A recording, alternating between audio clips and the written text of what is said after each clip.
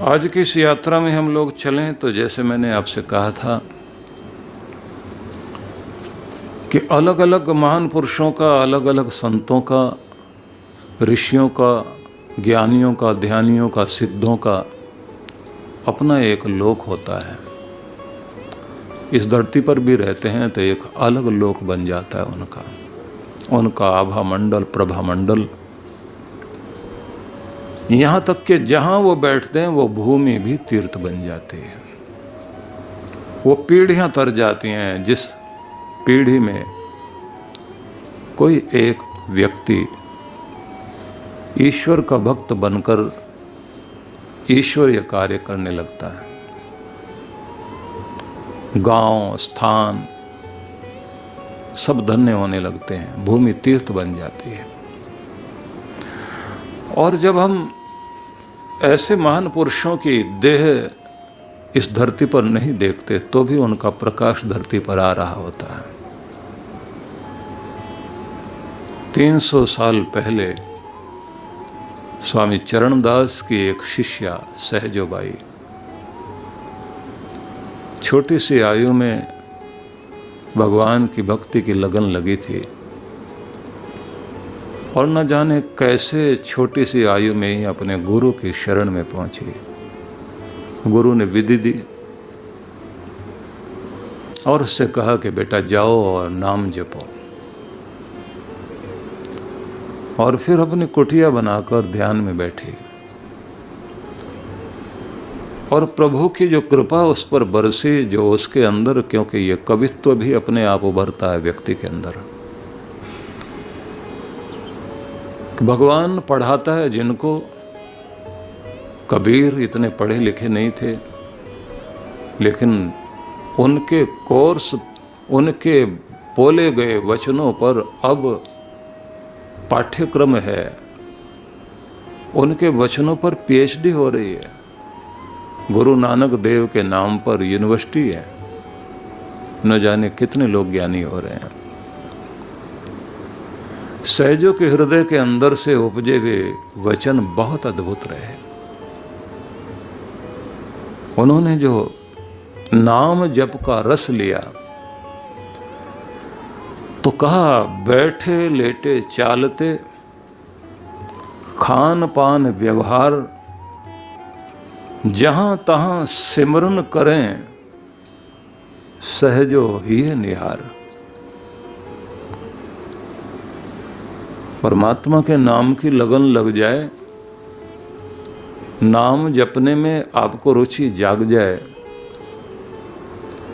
क्योंकि ये नाम साधारण चीज नहीं है। नाम बिन न रहे सुनो सयाने लोग, मेरा सुत जायो नहीं और चेलो न मुंड्यो कोय। कि ये जो नाम जपना है, ये नाम पैदा करता है, यश देता है, कीर्ति देता है, प्रसिद्धि देता है, सिद्धि भी देता है, प्रसिद्धि भी देता है। ख्यात प्रख्यात सब रूपों में आपको इस लोक से लेकर उस लोक तक जीवन में रोशनी आती है। नाम बिन न रहे सुनो सयाने लोग।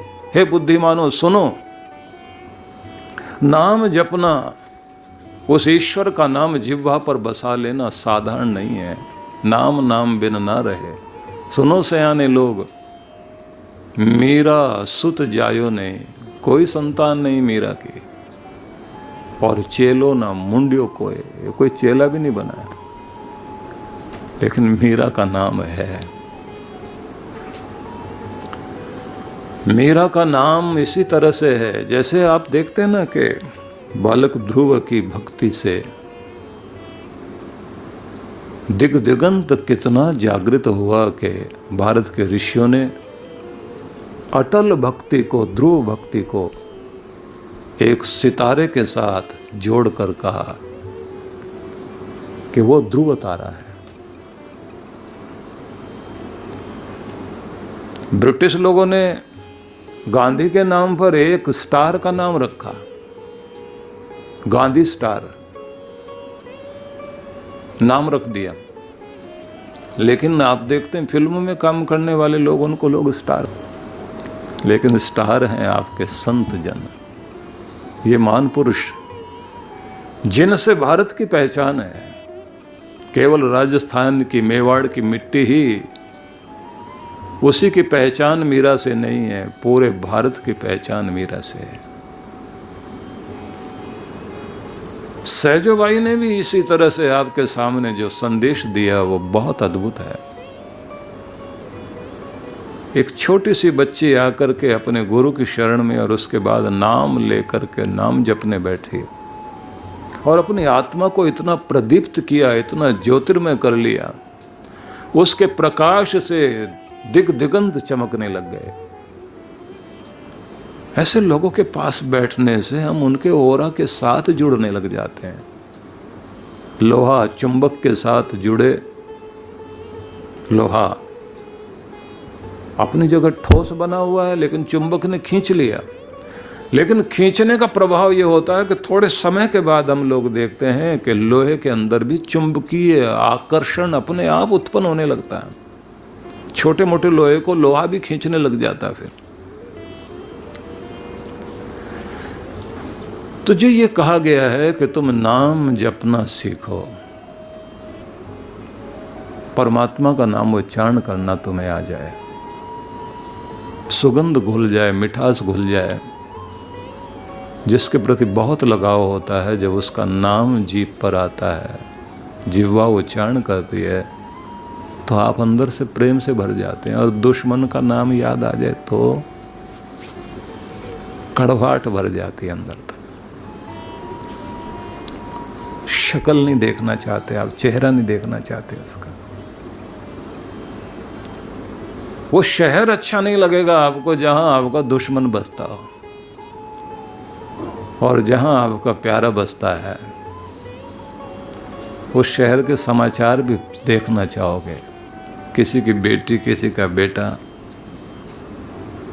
बेटी कहीं ब्याही हो या बेटा कहीं नौकरी कर रहा हो, क्या लेना देना अमेरिका से। लेकिन अमेरिका में कहीं एक स्थान में आपका बच्चा अपना बैठा पढ़ रहा है या नौकरी कर रहा है,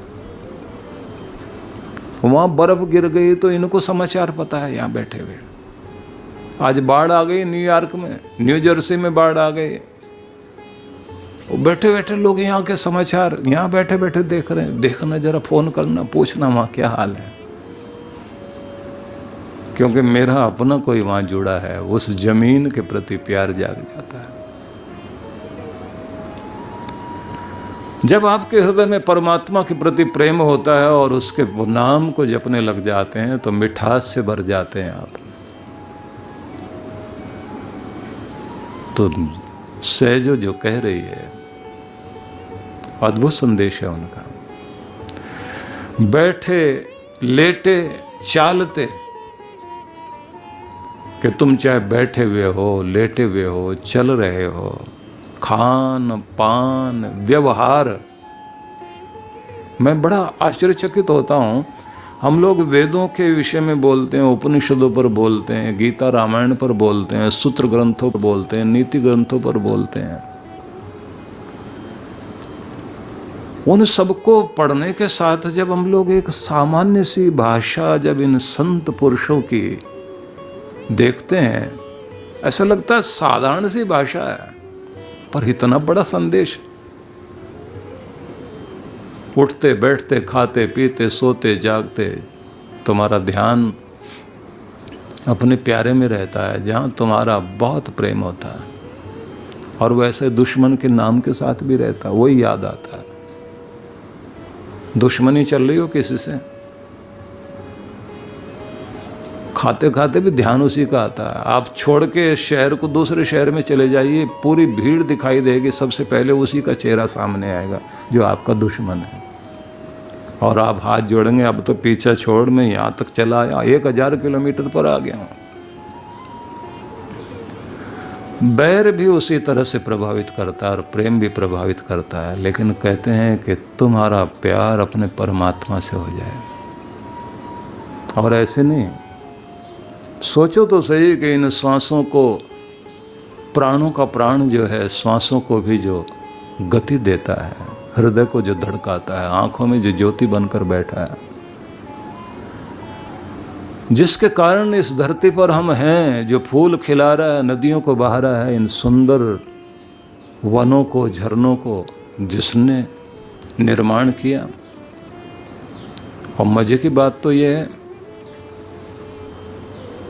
कोई फूल आकाश में उड़ते नजर आते हैं आपको? ऐसा हो सकता है? तो ये तितलियां वही तो हैं। टैगोर ने एक जगह लिखा, रविंद्रनाथ टैगोर ने, ये जो बटरफ्लाई है, ये जो तितली है, कि इसके लाइफ स्पैन को मत देखना, इसकी जो जीवन की अवधि है, कितना जीती है, कितना, कहते हैं 2-3 सप्ताह। 2-3 सप्ताह का जीवन जिसका है, लेकिन उसके लिए एक एक मोमेंट, एक एक पल हमारे मनुष्य के जीवन के एक एक महीने के बराबर होता है। एक एक मोमेंट, एक एक पल मनुष्य के जीवन के एक महीने के बराबर उसका एक पल है। कितने दिन जी? 15 दिन, 20 दिन, 21 दिन। लेकिन फूलों में मंडराते हुए, आनंद लेते हुए, आकाश में उड़ान भरते हुए, फूलों की तरफ जाते हुए, फूल पर बैठी है तो फूल से उड़कर जाती है तो ऐसा लगता है एक फूल उड़ के गया,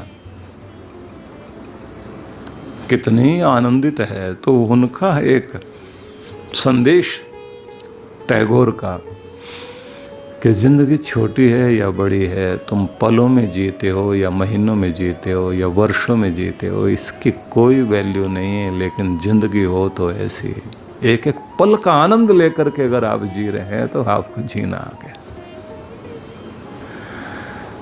और अगर आप हर समय दुखी रहते हैं, चिंतित रहते हैं, अपना हिसाब किताब नहीं, दूसरों का हिसाब किताब बहुत रखते हैं, हर समय तुलना करके जीते हैं,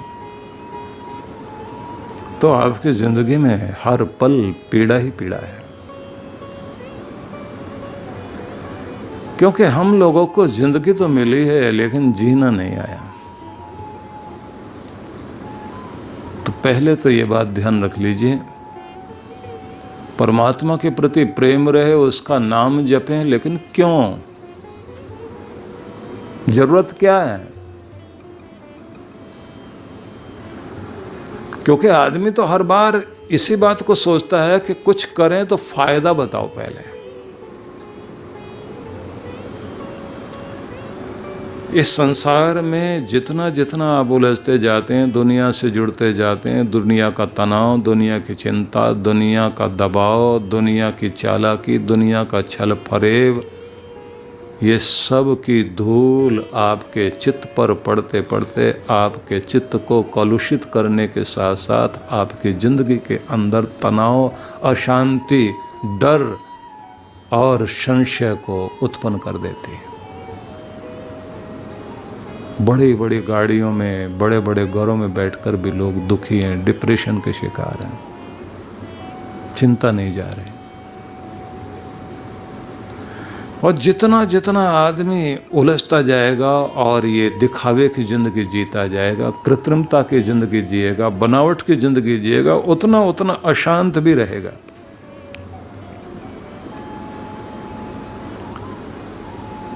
वेदों में एक शब्द है, यद अंतरम तद बाह्यम, यद बाह्यम तद अंतरम। जितने सुंदर बाहर दिखाई देते हो उतनी सुंदरता अंदर भी लाओ। यद बाह्यम तद अंतरम। बाहर से कोई कुरूप नहीं दिखाई देना चाहता, बाहर से कोई दुष्ट नहीं दिखाई देना चाहता। हर आदमी जो है सज्जनता का ढोंग तो करता ही है। बाहर से सजे हुए हम, यद बाह्यम तद अंतरम, यद अंतरम तद बाह्यम। जैसा बाहर तुम सजे हुए हो वैसे अंदर की सजावट भी करो। तुम अपने घर को सजाते हो, ड्राइंग रूम को सजाते हो, अपने कपड़ों को सजाते हो, अपने आसपास के वातावरण को, अपने लॉन को, अपने घर के आंगन को सजाते हो, सब कुछ डिजाइन कर रहे हो। जिस दिन तुम अपनी जिंदगी को डिजाइन करना शुरू करते हैं, जिंदगी उस दिन धन्य होती। इतनी बुद्धिमत्ता से आप डिजाइन करते हो फर्श का, ड्राइंग रूम का, किचन का, घर का, उठने बैठने की जगह का, सब चीजों को डिजाइन कर रहे हो। भक्ति देखा जाए तो आपकी जिंदगी को एक नए रूप में डिजाइन करती है। भगवान से जुड़ने का मतलब क्या है? दुनिया में तो जो बहता है वो दुनिया से जुड़ने से आपको मिलता है, और दुनिया के मालिक से जुड़ने से जो मालिक के अंदर बहता है वो आपको मिलता है। संसार में अशांति बहती है, जितना जुड़ोगे अशांत होगे। परमात्मा में शांति बहती है, शांत रूप ही उसकी शक्ति है। जैसे जुड़ेंगे तो आप शांत होंगे।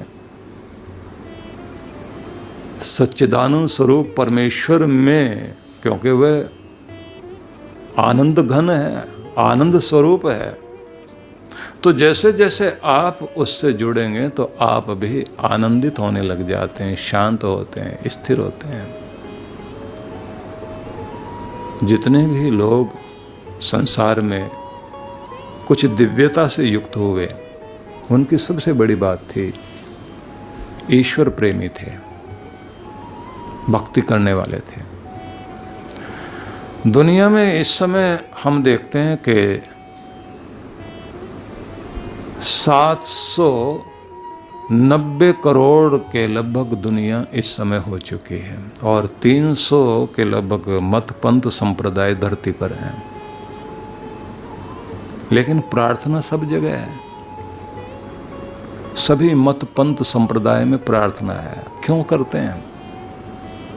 कि शांति चाहिए, चैन चाहिए, संतुष्टि चाहिए, तो भगवान के चरणों में मिलेगा। शक्ति चाहिए तो वहां जाओ। ये एकाग्रता में आकर के, कंसंट्रेशन बना करके कोई साइंटिस्ट अपने मूड में जब जाता है और उसको एक आइडिया कोई मस्तिष्क में आता है, कोई झलक मिलती है, और इस आइडिया के साथ ही वो चमक उठता है। वो कभी भी हो सकता है। वो बाथरूम में नहाते नहाते वैज्ञानिक को हुआ, आर्किमिडीज को, और वो यूरेका कहते हुए चिल्लाता हुआ बाहर आ गया कि मैंने खोज लिया, मैंने पा लिया। गुडियर के जीवन में हुआ कि वो प्रयोगशाला में है, रबड़ पर काम कर रहा था और उसकी बात बन नहीं पा रही थी, क्योंकि दिमाग बहुत लगाया, बात नहीं बनी। जब बहुत शांत और सहज अवस्था में था, एकाएक उसका हाथ कहीं किसी चीज पर लग गया। उसमें कैरोसिन आयल था, तो वो चीज नीचे गिरी, और जैसे ही रबड़ पर गिरी और वो जैसी रबड़ बनाना चाहते थे, केमिकल रिएक्शन हुआ।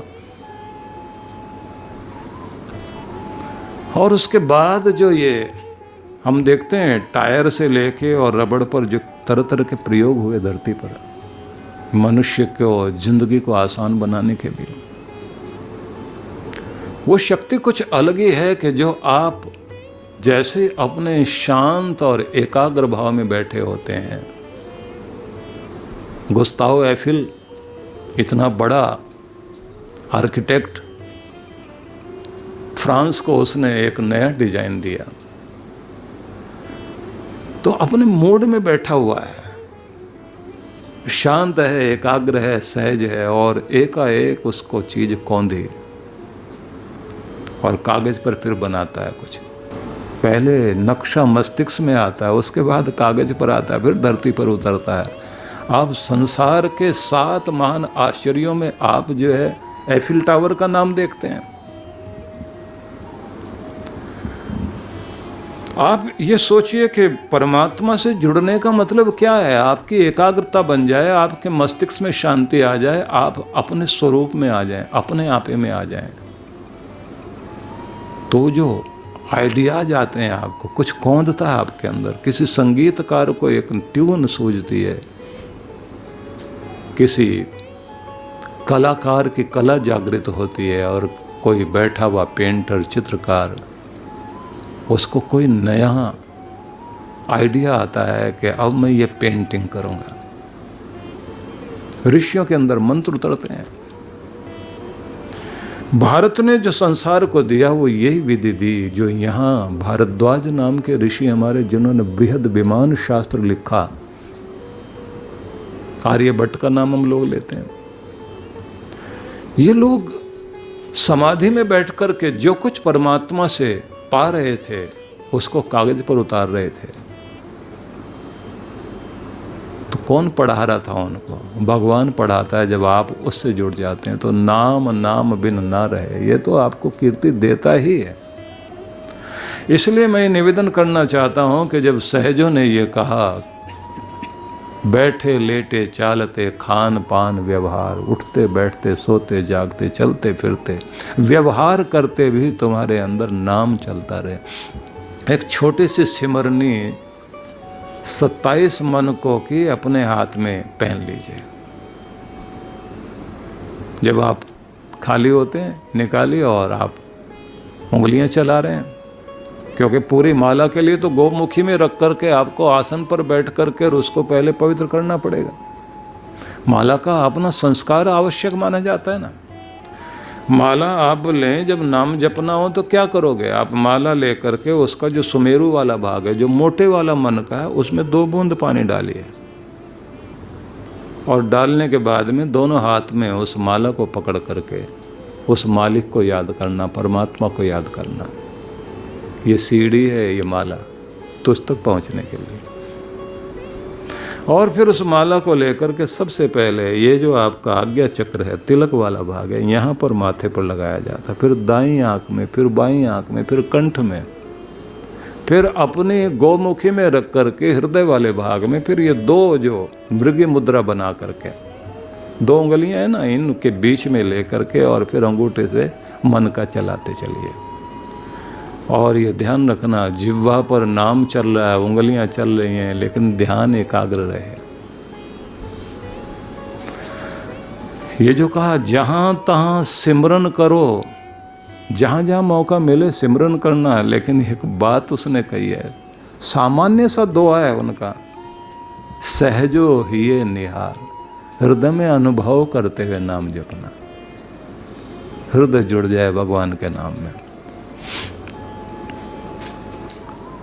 परमात्मा कभी कभी आपको ऐसे अवसर देता है, महान पुरुषों का संग देता है, एक कोई स्थान देता है, नाम जपने का अवसर देता है, तो उस समय अपना सौभाग्य मानना चाहिए कि बस यही है वो जगह, मैं ठीक पहुंच गया हूँ, अब बस इसमें स्थिर हो जाऊं, क्योंकि जीवन को धन्य करने का अवसर तूने प्रदान किया मेरे प्रभु। अब जीवन 2 भागों में बंट जाए, एक तुम्हारे मिलने से पहले का जीवन और तुम्हारे मिलने के बाद का जीवन। गुरु के मिलने से पहले का जीवन और गुरु से मिलने के बाद का जीवन। एक कृष्ण पक्ष था तो दूसरा शुक्ल पक्ष हो जाना चाहिए। तो इसलिए मैंने आपसे ये कहा कि जीवन अगर अवधि छोटी भी सही, उसे इतना कीमती और इतना आनंदपूर्ण बना लीजिए कि एक एक लम्हा आपका मिठास से भर जाए और आप ये कहें, वो लम्हे याद करता हूँ तो आनंद से भर जाता हूँ, जिंदगी तो वो थी। इसलिए किसी महान पुरुष का मिलना अपने जीवन में एक बहुत बड़ा सौभाग्य होता है। जब आप अपने जीवन को परमात्मा से जोड़ते हो, आप जो शांति से अपने को जोड़ते हो, जब आप अपने अंदर जो है चिंतन धारा नए ढंग से लेकर के आते हो। क्योंकि ध्यान रख लीजिए, जिस क्षण आपका मस्तिष्क बदलता है, आपके विचार बदलते हैं, आपकी जिंदगी बदल जाती है। बाहर से बदलने से कोई नहीं बदलता, चाहे आपके मौसम बदल जाए, चाहे आपके नए साल को मनाते हुए आप कहें नया दिन आ गया। जीवन तो तभी बदलता है जब आपका मन बदलता है, मस्तिष्क बदलता है, विचार बदलता है। इसलिए कुछ बहुत ज़रूरी चीज़ें हैं, हम लोग समझेंगे। सहजो जा घट नाम है, सो घट मंगल रूप। नाम बिना धिक्कार है, सुंदर धनवंत भूप। जिस शरीर में परमात्मा का नाम चल रहा है वो शरीर मंगलमय हो गया, पवित्र हो गया। और वो कहती है नाम बिना धिक्कार है। कितना भी सुंदर आदमी हो, कितना भी धनी हो, कितना भी बड़ा राजा हो, अगर उसके जीवन में परमात्मा का नाम नहीं है, क्योंकि आप आए हो दुनिया में और आकर के बिना पाए दुनिया से विदा हो गए। किसी संत के आश्रम में कुछ अच्छे लोग भी रह रहे थे और कुछ बुरे भी आए। अच्छे लोगों ने परमात्मा का नाम जपना शुरू किया, वहाँ कुछ अच्छी सेवा करनी शुरू की, गरीबों के प्रति जो है हमदर्दी रखते हुए उनको कुछ ऐसा स्किल डेवलपमेंट के कार्यक्रम अपना करके उन्हें रोजी रोटी कमाना सिखाने लग गए। लेकिन कुछ बुरे लोग भी थे जिन्होंने जो है वहाँ लोगों को चैन से बैठने नहीं दिया, हर एक आदमी को अशांत करना, परेशान करना। अब उनमें से कुछ अच्छे लोग जो थे वो जाने लगे, महाराज जितने दिन रहे आनंद रहा, आपकी भक्ति का संग का रंग हमारे जीवन में चढ़ा, अब विदा ले रहे हैं। जाने लगे तो महात्मा जी बहुत खुश हुए। अच्छा जाओ, महाराज यहाँ रहे हैं, नाम जपना सीख लिया है, सिमरन करना सीख लिया, सेवा करना सीख लिया, सत्संग जीवन में आ गया, स्वाध्याय जीवन में आ गया, संतुष्टि आ गई है, प्रसन्नता चेहरे पर खिल गई है, आपका रंग लेकर के जा रहे हैं। गुरु ने कहा जाओ जाओ, बहुत अच्छा। और वो बहुत खुश हुए। उनके जाते ही जो है कुछ दुष्ट भी बोले, महाराज हम भी जाने लग रहे हैं। महात्मा रोने लग गए।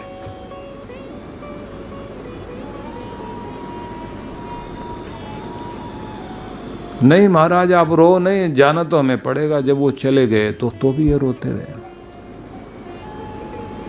तो वो जो बैठे हुए थे अच्छे भले लोग कुछ, उन्होंने कहा महाराज वो जो अच्छे लोग थे उनके जाते समय तो आप बहुत प्रसन्न थे,